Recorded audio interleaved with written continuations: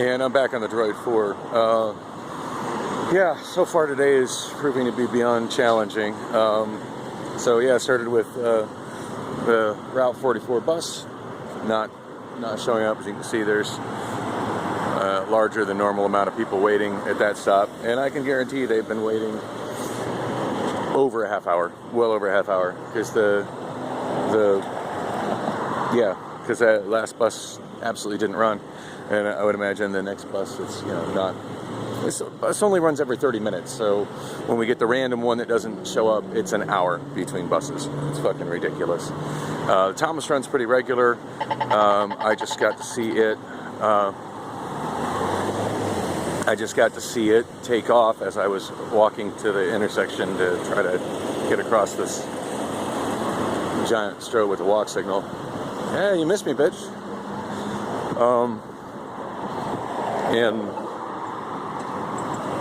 And I would have actually caught that one if it wasn't for the fact that I had that long ass line at the bank, and I came up and basically I got my cash from last night, and I got some tips that I got with that, and just a few random residual dollars that are left over in my pocket from being frugal over the last week. I always try to have a little bit of pocket cash just in case, and that little bit used to be $150. Now that little bit is often about $3 or $4, but I'm still trying to have a little bit of cash with me. Anyway,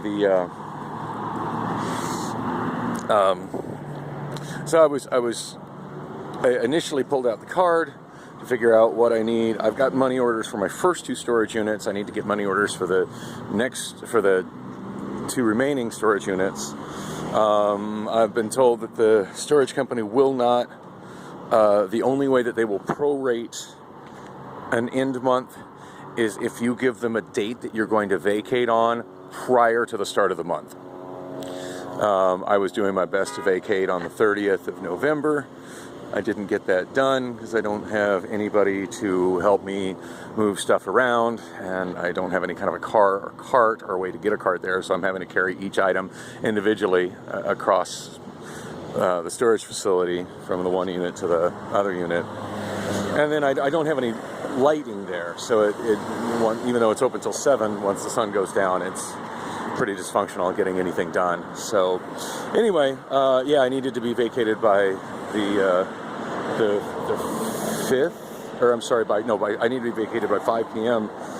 on the 30th, which was, I want to say, last Tuesday, and I didn't get that done, so I'm stuck with another month. Their policy is if you want a prorated month, you need to say before that month the date that you're going to vacate by, and then they'll prorate it for you. But once the first rolls around, which it had, and I haven't given them that date, which I didn't, that policy wasn't explained to me. That policy wasn't explained to me until it was too late, until it was after 5 p.m. on the 30th. Thanks, Bev. I know Bev means well, I really do, but my God, her lack of explaining their asinine policies are not helping me. She's asked me to leave a review for that place. I'm about ready to leave a scathing review. I'm going to do my best to make it clear that Bev Ann means well, but that company has got a bunch of fucking fuck the poor type policies that are just ridiculous. Like the unable to just take cash and make change for the cash is just that is unbelievable to me. And then I guess I forgot to mention it, and I tried to mention it in my last couple of vlogs, at least the ones I was doing in the wee hours of the morning coming back from Bullocks, is that the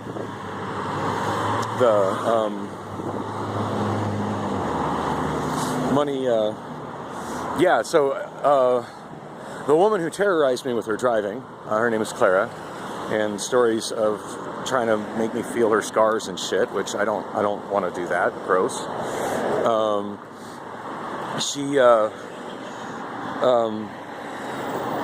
She came and picked me up there, and then I was like, I told her what the situation was, it seemed like it took a long time for her to get to me, but I mean, you know, whatever, traffic, and I don't really know where she was coming from or where she was at any given time, except at one point where she said she was at 32nd Street and McDowell, which put her pretty close to me. And I wasn't really being a stationary target, which does make it hard for people to pick me up, but I just realized that most people that say they're going to pick me up don't come through.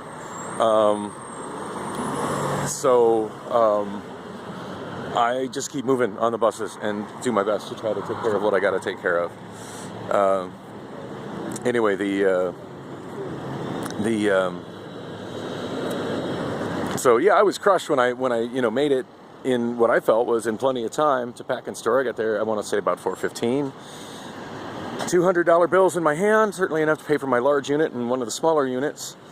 But I wanted to do them as separate transactions. I wanted to pay for the larger unit, which obviously I'm keeping, and then go look at the 3 units and figure out if I'm only going to manage to pay for one of these, which one do I want it to be, which has the most value in it, and pay for that one. Come back, pay that separate transaction, and then I get the, I can't make any change. What do you mean you can't make any change? You say you accept cash. That is part of accepting cash, is making change, unless you're a fucking vending machine. And even most normal vending machines make change to a point.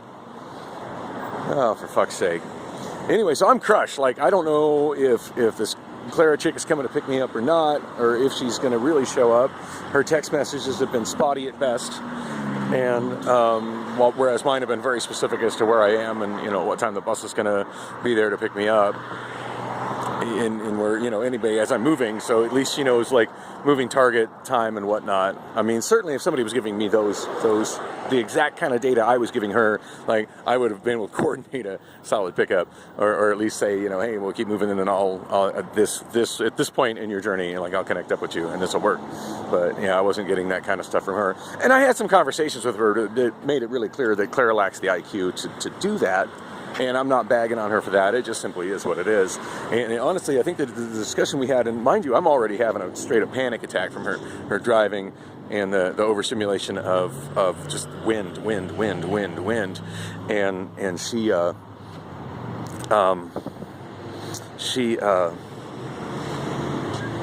turns on some music and makes it worse. I mean, she turns on Godsmack.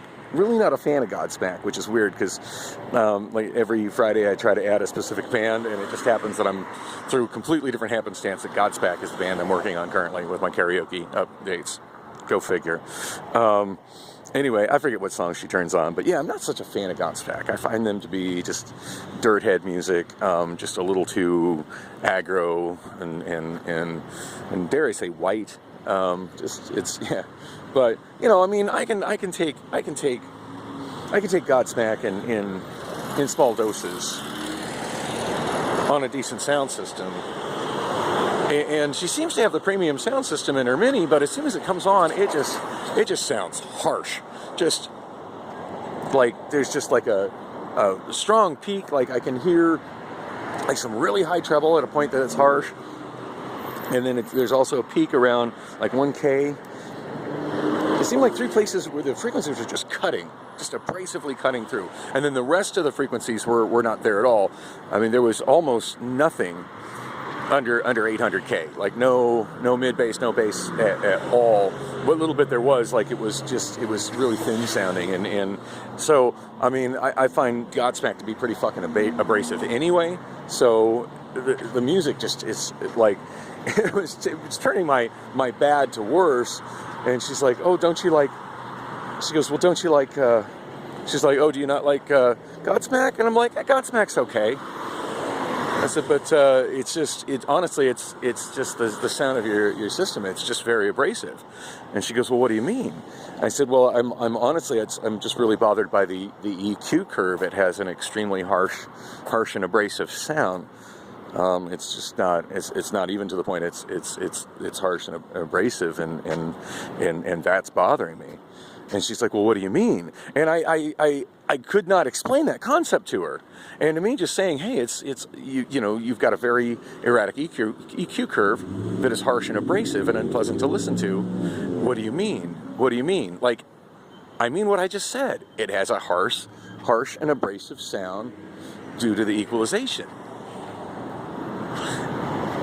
doesn't have the IQ to comprehend that. Certainly also lacked the IQ to coordinate picking me up when I was giving her exact times of like where I would be and how I was getting on in my journey by bus.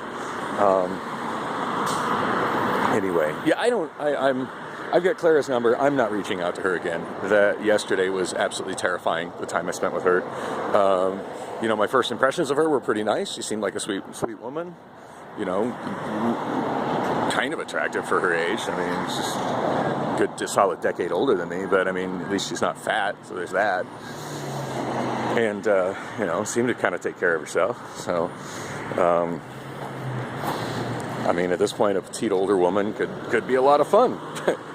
God knows I'm not getting any fun with the woman I live with. So, you know, anyway, I see the bus coming, so I need to get my mask ready and probably stop this, but I don't know where the fuck I was going with all this. I'm trying to get to my meeting with my job coordinator. I'm probably going to cut it short. I'm probably going to get there late. But my biggest priority right now is trying to deal with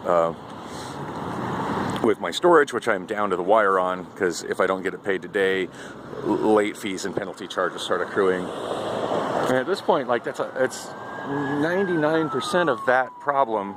Oop, I'm blocking my lens. 99% of that problem is transportation. When I told Rishi I need help paying my storage, I didn't just mean money help. I mean, I need help to get there to pay for it. He doesn't seem to understand. I mean, he means well, and God bless him, but I don't think he has any concept. Burn it down! Burn it all down! Let it burn!